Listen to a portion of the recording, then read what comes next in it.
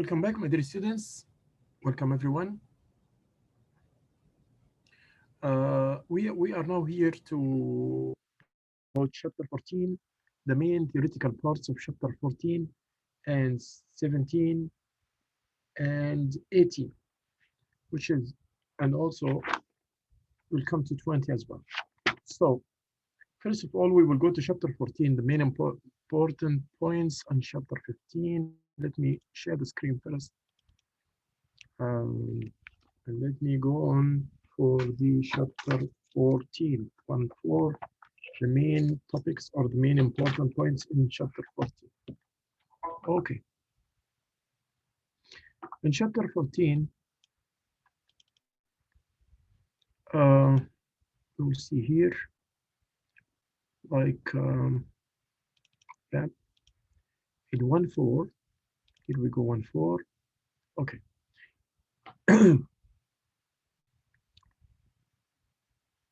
So we have the pages on chapter 14, the pages 3. So we'll go to page 3 here.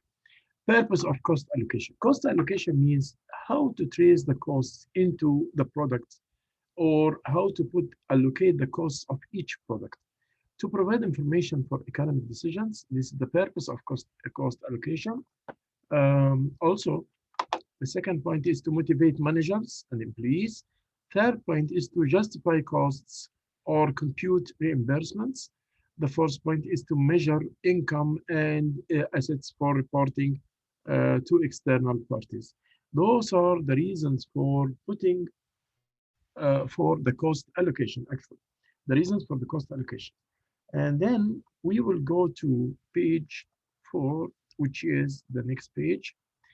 Criteria to guide cost allocations, cause and effect. Those are the criteria which we will use in cost allocation decisions. Like what is example? Using the criterions, managers identify the variables or variables that cause resources to be consumed. Using the criterion, managers, which is benefit received. We have causal effect and we have benefit received. So those are the cost allocation decisions criteria. Managers identify the beneficiaries of the outputs of the cost objects. So this is the second point here. Also from the criteria to guide cost allocation, we have the fairness or equity, which means this criterion is often cited on government's contracts when cost allocations are the basis for establishing a price satisfactory to the government and its suppliers.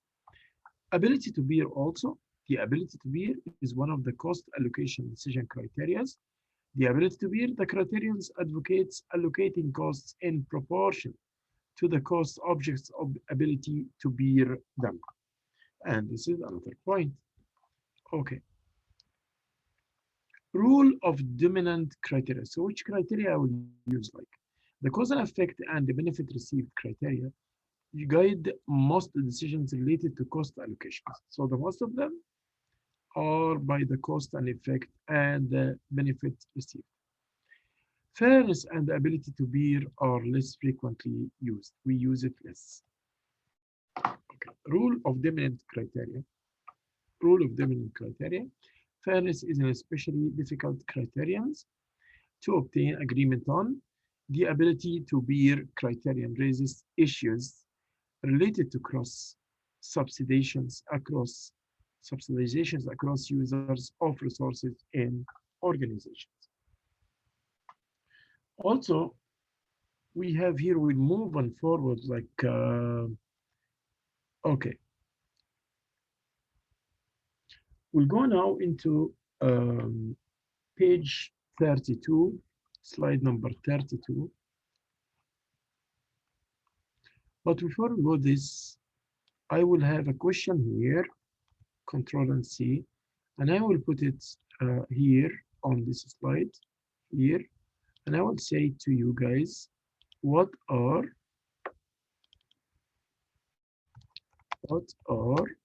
the Control and V criteria is used to guide in making decisions.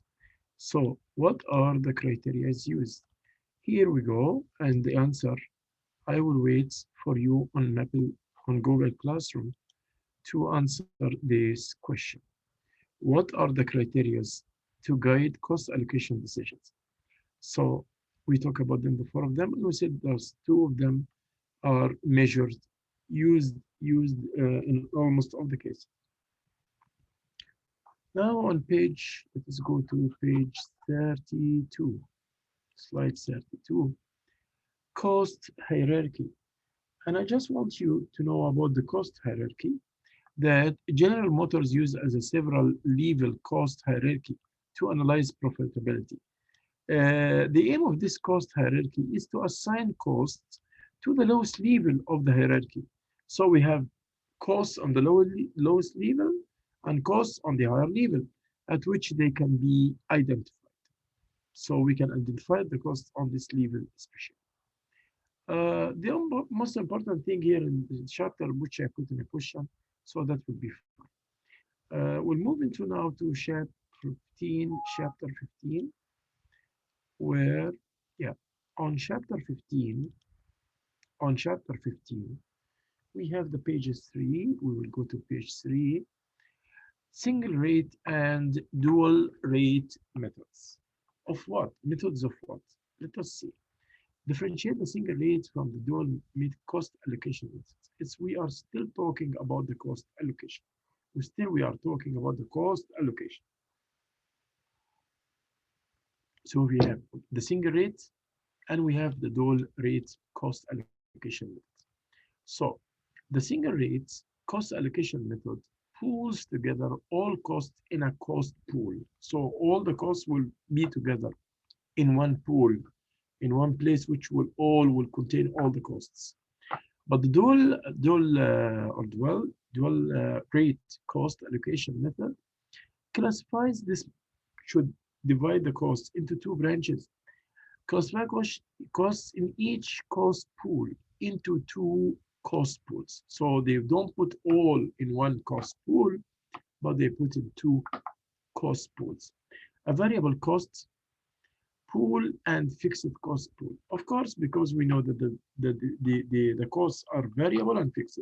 Let me remind you, the fixed cost will be stand still. It does not move, does not change in the short run. This is the fixed cost, like the buildings, the equipments, the machines, the land. So all those are like stable in the short run. But the variable cost is related to the size or the volume of production. So the more you increase your production, the more the variable costs. It's like, as example, the oil, the pays, which you pay for the employees, and wages for the workers, whatever. So all this, we consider it lighting, energy, the raw materials, all these are variables. So variables means that it's increase with the increase number of production.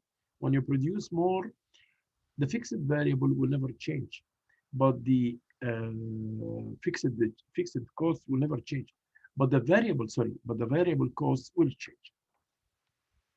So it increases with the increase of production, and it reduces with the reduction of production. Now we'll go to page 6 here, budget versus actual rates. What did that mean? Budget rates let the user department know in advance cost rates that they will be charged.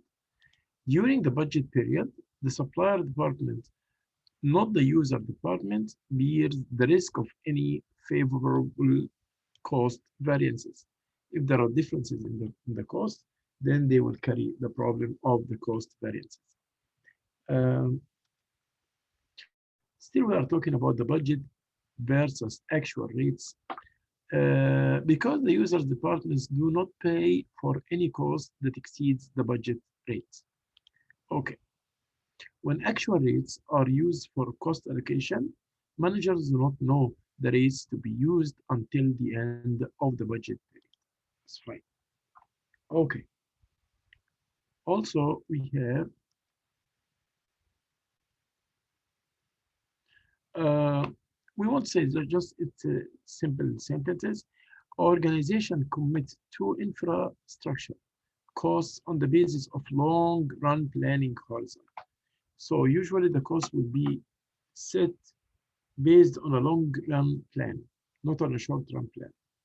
The use of budgeted usage to allocate these fixed costs is consistent with the long run horizon, because long run everything will be consistent, like, so the cost also will be assumed that it will be consistent. Then we will move here into, I'll go to the slide 43 directly. 43, here we go.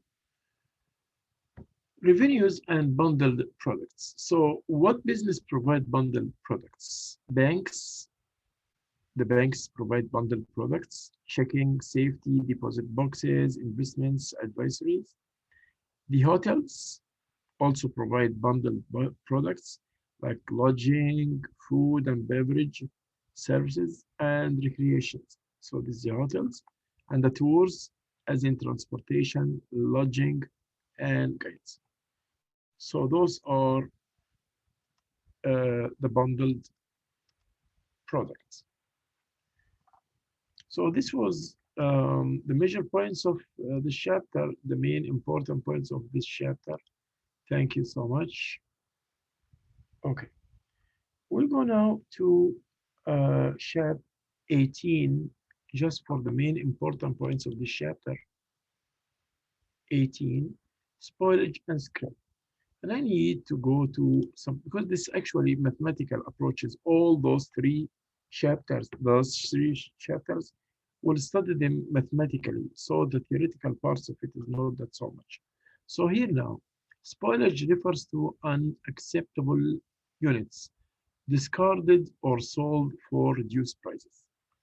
So the spoilage is, that's the drawbacks, units with drawbacks, defects, units with defects, rework in units that are repaired, and scrap is materials left over. The materials that you left it, throw it, is called scrap. And the rework is units that are repaired. The rework means you can fix the repair. So we have spoilage, we have rework, we have scrap. We have those three. And here I will put a question. What are the differences, or differentiate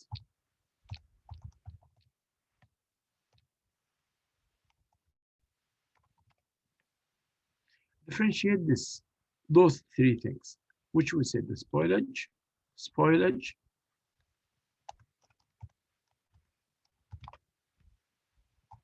scrap, and spoilage is scrap and rework. Spoilage is scrap and rework.